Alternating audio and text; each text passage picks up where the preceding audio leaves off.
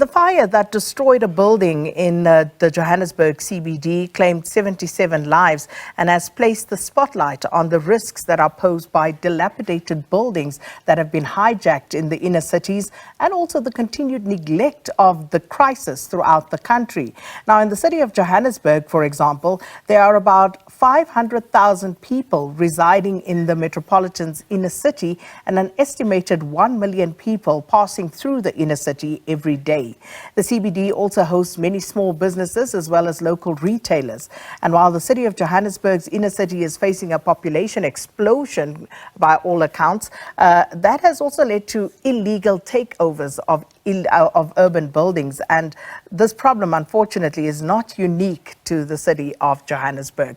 Volker von Widdern is a strategic risk principal at Riskonet Africa, and he says that South Africa should be paying much more attention and be alert to the trends and shifts that lead to urban decay. Volker joins us now virtually for a discussion on this. Thanks so much for your time, and welcome to Morning Live. Thank you, and likewise welcome. So, Volker, if we look at what happened in the inner city last week, that unfortunate, devastating fire that literally cost 77 people their lives, and just looking at the destruction that was caused there, this is a story that made headlines in international publications because of the sheer devastation that was caused and the cost of life. So, are we surprised, though, that something like this has ultimately happened? Unfortunately, and with obviously great condolences to the many suffering families, unfortunately it isn't a surprise, because when risks reach this level, it's really about when it's going to happen rather than if it's going to happen.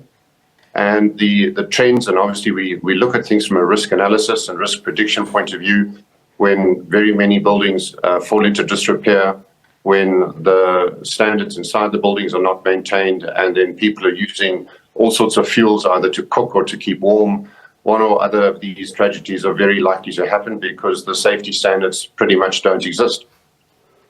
So, to that point, Volker, as you say, we need to pay greater attention to the trends. And when we look at inner city deterioration, this is not something that happens overnight. So what are some of the signs that we should be on the lookout for? Absolutely. This is a 10, 20, 30-year trend, depending on which building or pocket you're dealing with. And the early parts of these trends are really about shifts in the use of buildings and economic trends. So it's quite possible that for whatever reason, it doesn't only have to be like apartments or that, but offices are no longer needed in a particular area of the city because work moves elsewhere. And people know this. People know when their vacancy rates go up. And then they look at opportunities to perhaps convert an office into apartment or other kind of living quarter accommodation. Those are the areas where proactive steps on the safety and the hygiene and all the other standards are needed right at the beginning. So when you're looking at vacancies, shifts of use, changes of utilization, that happens in commercial industrial areas that are then converted into living spaces, all those early signs about change of use are evident. This is not a secret. The problem is that when those buildings stand empty for a long time, that opportunities for misuse, as has happened now for dozens of years, that's actually where it finally goes wrong. So it would be safe to say at this point that we are past the point where the city can be proactive, for example, in the city of Johannesburg, because we're now sitting with a crisis. But what can the city do, apart from being totally overwhelmed by the scale of the degeneration and the deterioration? How can the city now go about tackling this crisis, Volker? Well, to abuse the pun, it's one brick at a time. You can't, with great sensitivity to everybody who's already affected and impacted around this, one would then say, okay, we have a plan, we're going to deal with one building at a time. We're going to create temporary accommodation for some people. You do one building, you refurbish it, you connect it, and then you've got to make sure that whatever the new infrastructure that is put in there is preserved, the standards are maintained, the security is maintained, and the precinct in that area is also protected so that the standards can be maintained. And obviously that goes through areas of corruption and many other executions of jobs that should be done on a regular basis. So this can be done on a progressive basis where a precinct, maybe a block with 3 or 4 or 5 buildings on it, can be looked at. That'll mean 1,000 people are looked after, and then maybe 6 months later you start the next one. But these plans can be managed. They don't require enormous, resources, but it does require commitment to that kind of plan and following through and maintaining those standards.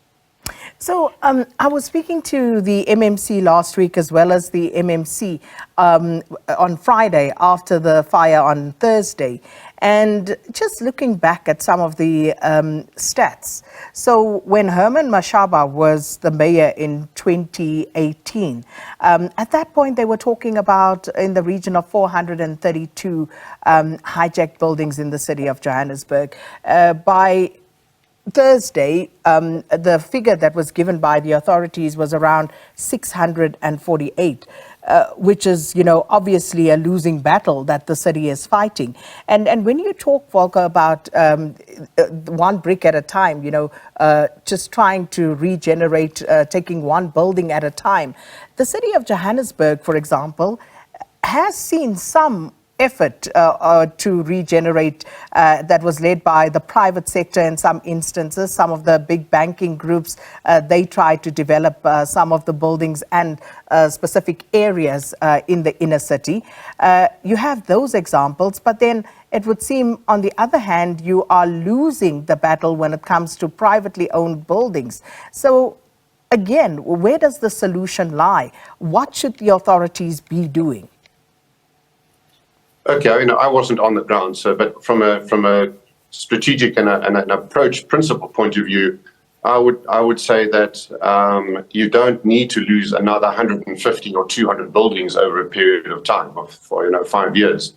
If the standards, the security is in place, we know that the buildings are being taken back in because they of absent landlords. If that's the case and you shutter the building, you shutter it. In other words, you put steel graft in there, you make sure that it can't be accessed, that it isn't used for any other purpose.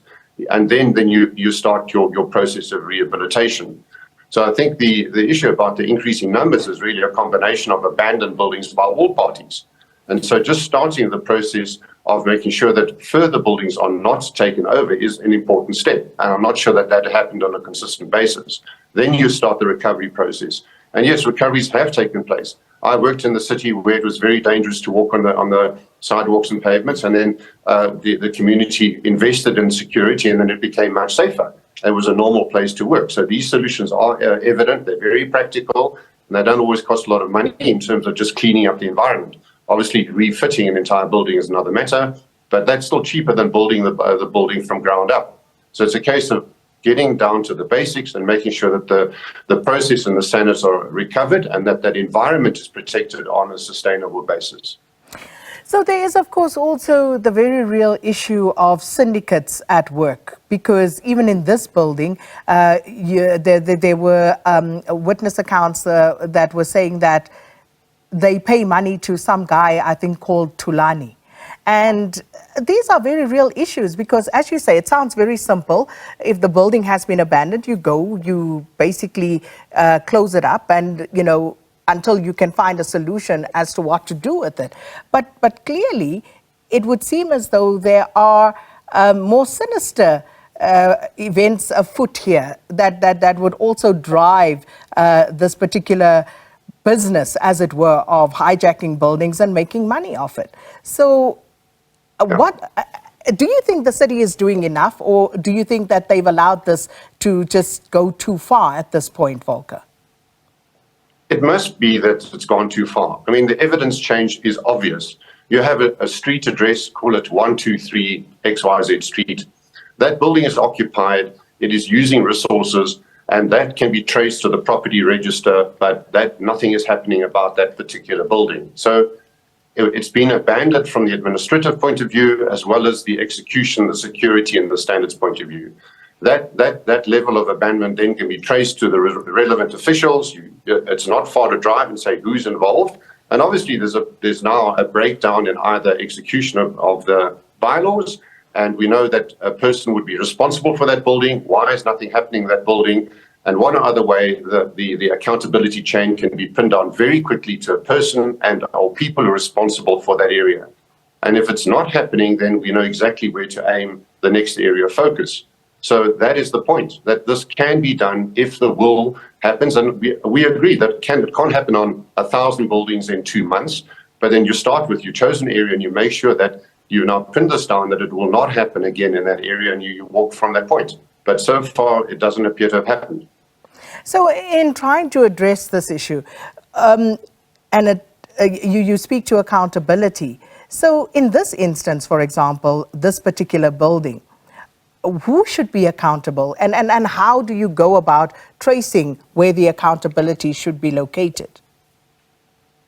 Well, obviously, the city expropriated this particular building. So there's an administration and management process in the city to look after its own buildings. So that's it. It's that department. And the persons involved in the management of that particular building are directly accountable, all the way to the executive head and otherwise who are responsible for that portfolio. And, then you decide whether or not they were fairly informed where they did what obviously there's a whole lot of management processes that go into it, but it's quite obvious who is responsible because it was in their portfolio. I think I on Friday, in speaking to the authorities, I basically said that the city is itself a slumlord, given what had happened in this particular building and who knows how many others. And if the city itself is guilty of neglect of these buildings and allowing this sort of slumlord activity to take place, how do they then hold the private sector and others accountable? They can't. They've got to create an environment in which the private sector sees that it's a sustainable investment. There are many, many reasons why the private sector would want to do this.